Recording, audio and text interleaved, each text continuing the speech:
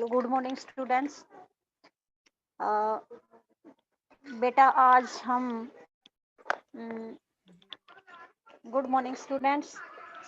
बेटा आज हम वसंत भाग 3 का 13 लेसन आरंभ करते हैं, जहां पहिया है। और इसके लेखक हैं पी साईनाथ। लेखक कौन है? पी साईनाथ। तो बीच बीच में लेखक का नाम भी मैं आपसे पूछूंगी, ध्यान रख लेना, पी साईनाथ। तो इसमें पहिए से समझ गए होगे, पहिया किसे कहते हैं? जो गाड़ियों में डलता है, चक्कर गोल होता है, घूमता है, वह पहिया होता है। तो इसमें पहिए के बारे में ही बताया गया है कि पहिया किस प्रकार चलता है। जहां पहिया है वहां कैसे लोग अपने आप काम कर लेते हैं। तो देखिए लेसन,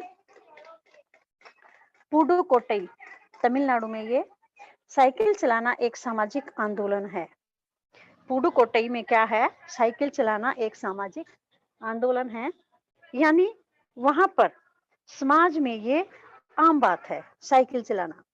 कुछ अजीब सी बात है, जैसे हम जैसों को सुन करके कुछ अजीब सी बात लगी है ये कि वहां पर साइकिल चलाई जाती है ना?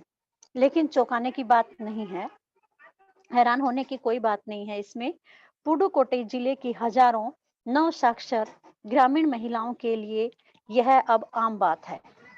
जो साइकिल चलाना है, क्या है ये? वहां के नव साक्षर, नई नई जो पढ़ी लिखी औरतें हैं, गांव में रह रही हैं, ग्रामीण महिलाएं हैं, उनके लिए यह आम बात है।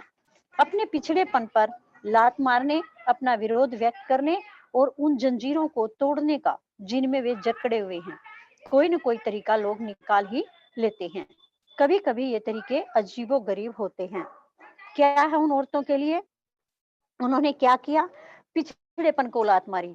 जो गांव में पिछड़ा एरिया होता है ना, कि ऐसे नहीं करना, वैसे नहीं करना, औरतों को ये नहीं करना, बाहर नहीं जाना, साइकिल नहीं चलानी, इस पिछड़ेपन पर उन्होंने लात मारी।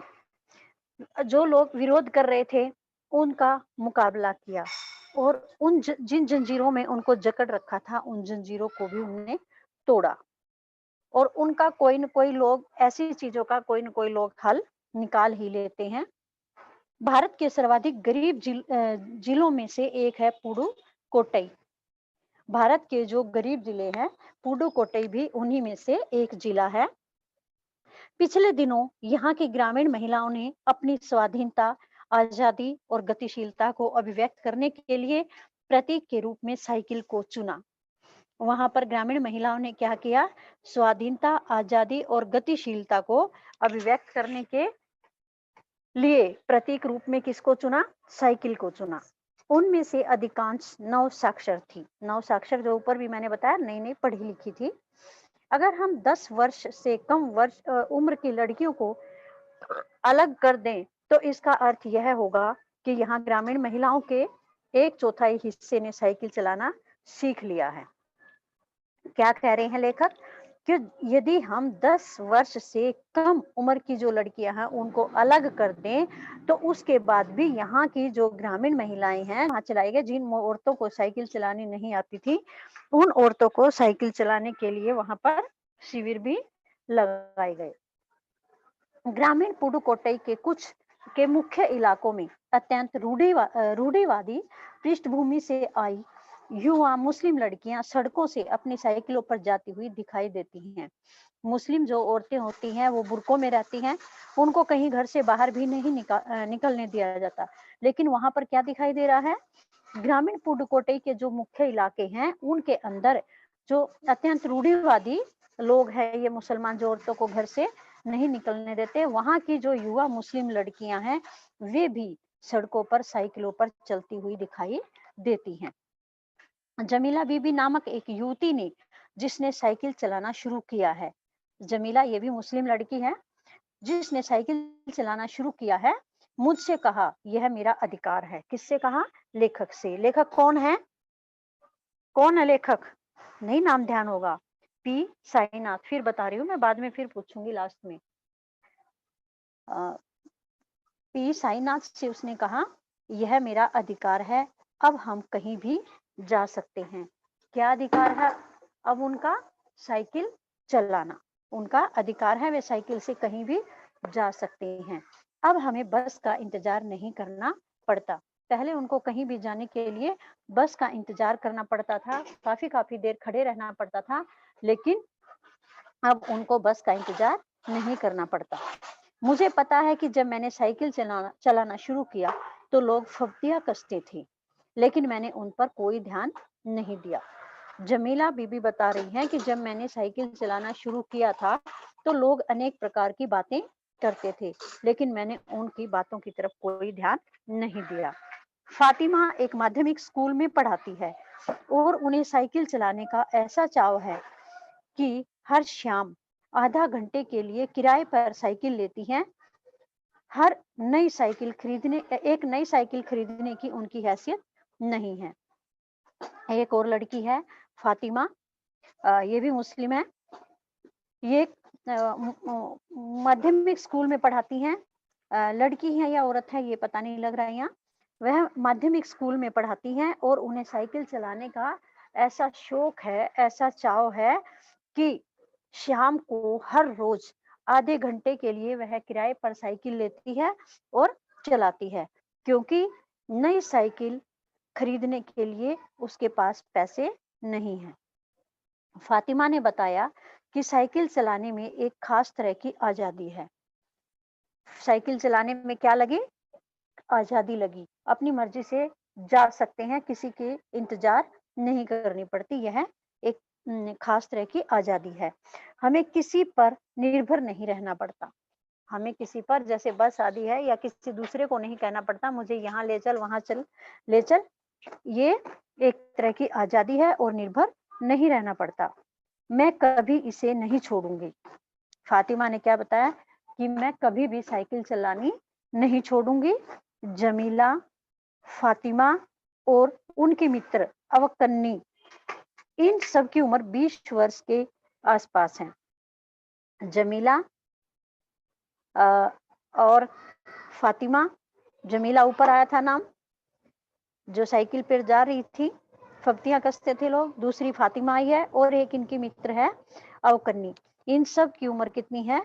20 वर्ष के आसपास है और इन्होंने अपने समुदाय की अनेक युवतियों को साइकिल चलाना सिखा दिया है। जो 20 वर्ष की हैं ये 3 सहेलियां, इन्होंने आसपास की अपने समुदाय की यानी मुस्लिम लड़कियों को, बहुत सारी लड़कियों को साइकिल चलाना सिखा दिया है। इस जिले में साइकिल की धूम मची हुई है। कौन से जिले में? पुडुकोट्टई में साइकिल चलाने की धूम मची हुई है। इसकी प्रशंसकों में है महिला खेतीहर मजदूर, पत्थर खदानों में मजदूरी करने वाली औरतें और गांव में काम करने वाली नर्सें। इसकी प्रशंसक कौन है? कौन प्रशंसा कर रहे हैं? जो महिलाएं हैं, खेतों में काम करती हैं, खदानों में, पत्थर खदानों में काम करती हैं, मजदूरी करती हैं, गांव में काम करने वाली जो नर्सें आदि हैं, वे सभी इनकी प्रशंसक हैं। बालवाड़ी और आंगनवाड़ी कार्यकर्ता, बेशकीमती पत्थरों को तराशने में लगी औरतें और स्कूल की अध्यापिकाएं भी साइकिल का जमकर इस्तेमाल कर रही हैं। कौन कौन महिलाएं साइकिल का प्रयोग कर रही हैं? बालवाड़ी, आंगनवाड़ी, बेशकीमती पत्थरों को तराशने में लगी औरतें और स्कूल में जो अध्यापिकाएं पढ़ा रही हैं, वे सारी की सारी इसका इस्तेमाल कर रही हैं। ग्राम सेविकाएं और दोपहर का भोजन पहुंचाने वाली औरतें भी पीछे नहीं हैं। जो गांव में काम करने वाली औरतें हैं वे, और दोपहर का जो खेतों में भोजन पहुंचाने वाली औरतें हैं, वे भी इस काम में पीछे नहीं हैं। सबसे बड़ी संख्या उन लोगों की है जो अभी नव साक्षर हुई हैं। इस कार्य में यानी साइकिल चलाने में सबसे बड़ी संख्या किसकी है? साइकिल चलाने में जो नई नई पढ़ी लिखी हैं।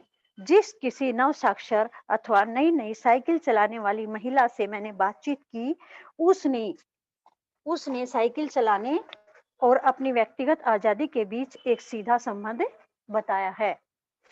किसने? जिस नई नई साइकिल चलाने वाली महिला से लेखक ने बात की है। उसने क्या बताया?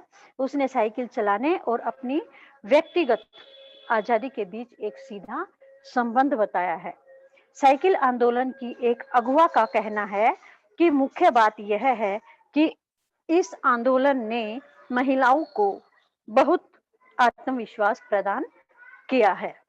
साइकिल आंदोलन की एक अगुवा का क्या कहना है कि मुख्य बात तो ये है कि इस आंदोलन ने महिलाओं को बहुत अधिक आत्मविश्वास प्रदान किया है। महत्वपूर्ण बात यह है कि इसने पुरुषों पर उनकी निर्भरता कम कर दी है। उन्होंने क्या किया है? पुरुषों पर इसकी निर्भरता को कम कर दिया है। अब हम प्राय देखते हैं कि औरतें अपनी साइकिल पर 4 किलोमीटर तक की दूरी आसानी से तय कर पानी लेने के लिए जाती हैं। क्या देखते हैं, क्या बताती हैं कि कोई कोई औरत क्या करती हैं, साइकिल पर 4 किलोमीटर की दूरी तय कर लेती हैं और पानी लाती हैं। कभी कभी साथ में उसके बच्चे भी होते हैं। क्या कह रहे हैं लेखक कि वो साइकिल लेकर के जाती हैं और उस साइकिल पर उनके साथ उनके बच्चे भी होते हैं। यहाँ तक कि साइकिल से दूसरे स्थानों से सामान ढोने की व्यवस्था भी खुद ही की जा सकती है। वे साइकिल पर इधर से उधर सामान भी ढोने का कार्य खुद ही करती हैं। लेकिन यकीन मानिए, जब इन्होंने साइकिल चलाना शुरू किया तो इन पर लोगों ने जमकर प्रहार किया था। इस बात का यकीन मानिए कि जब इन्होंने साइकिल चलानी आरंभ की थी तो उस समय लोगों ने इनके ऊपर बहुत अधिक जमकर प्रहार किया, अनेक प्रकार की बातें की थी और इन्हें झेलना भी पड़ा था। ये कुछ कर भी नहीं सकती थी। इन्होंने उनकी तरफ कोई ध्यान नहीं दिया था। गंदी गंदी टिप्पणियां की गई, इनके बारे में गंदी गंदी लोगों ने बातें की, टिप्पणियां कसी, फब्तियां कसी, लेकिन धीरे धीरे साइकिल चलाने को सामाजिक स्वीकृति मिली। पहले तो लोग इधर उधर की फालतू की बातें कर रहे थे, उसके बाद धीरे धीरे लोगों ने इसको समाज ने इसको स्वीकृति दे दी, लोगों ने इसे स्वीकार कर लिया। इसलिए महिलाओं ने इसे अपना लिया।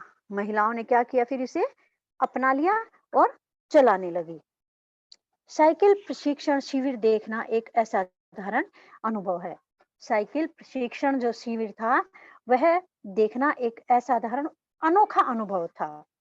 किला कुरुचि गांव में सभी साइकिल सीखने वाली महिलाएं रविवार को इकट्ठी हुई थी।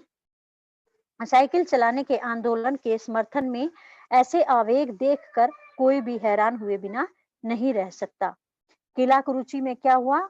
उस गांव में सभी साइकिल जो सीखने वाली महिलाएं थी, वे रविवार को तो इकट्ठी हुई थी और साइकिल चलाने के आंदोलन में उन्होंने समर्थन दिया और सारे मिल करके साइकिल चला रही थी। इसको देख करके सभी लोग हैरान रह जाते थे। उन्हें इसे सीखना ही है। साइकिल ने उन्हें पुरुषों द्वारा थोपे गए दायरे के अंदर रोजमर्रा की घिसी पीटी चर्चा से बाहर निकलने का रास्ता दिखाया। इन्होंने अपने मन में धारण कर लिया था कि इन्होंने साइकिल सीखनी ही सीखनी है। जो पुरुषों के द्वारा इन पर कुछ दायरे थोपे गए थे, उससे इनको बाहर निकलना था। बाहर निकलने का रास्ता इनको दिखाया जा रहा था कि अपने कार्य जो है ये स्वयं कर ले। रोजमर्रा की जो घिसी पिटी बातें घर में होती हैं, उनसे बाहर निकला जाए। ये नव साइकिल चालक गाने भी गाती हैं। जो ये नई नई साइकिल चलाने वाली लड़कियां हैं, ये क्या करती हैं? गाने भी गाती हैं। उन गानों में साइकिल चलाने को प्रोत्साहन दिया गया है। जो ये गाने गाती हैं, उन गानों में क्या है? साइकिल चलाने के बारे में ही, साइकिल चलाने को प्रोत्साहन दिया गया है, उसी बारे में ये गाने गाती हैं। गानों में भी इन्होंने साइकिल चलाने के बारे में ही बातें की गई हैं। इनमें से एक गाने की पंक्ति का भाव है, ओ बहिना आ सीखे साइकिल घूमे समय के पहिए संग। एक गाना है जो उसकी एक पंक्ति बताई है कि उस गाने को एक गाते हुए साइकिल चलाती हैं और उसकी पंक्ति क्या है? आ ओ बहना आ सीखे साइकिल, घूमे समय के पहिए संग। कि ए बहना, अरे बहना आओ साइकिल सीखे और समय के पहिए के साथ हम भी घूमे।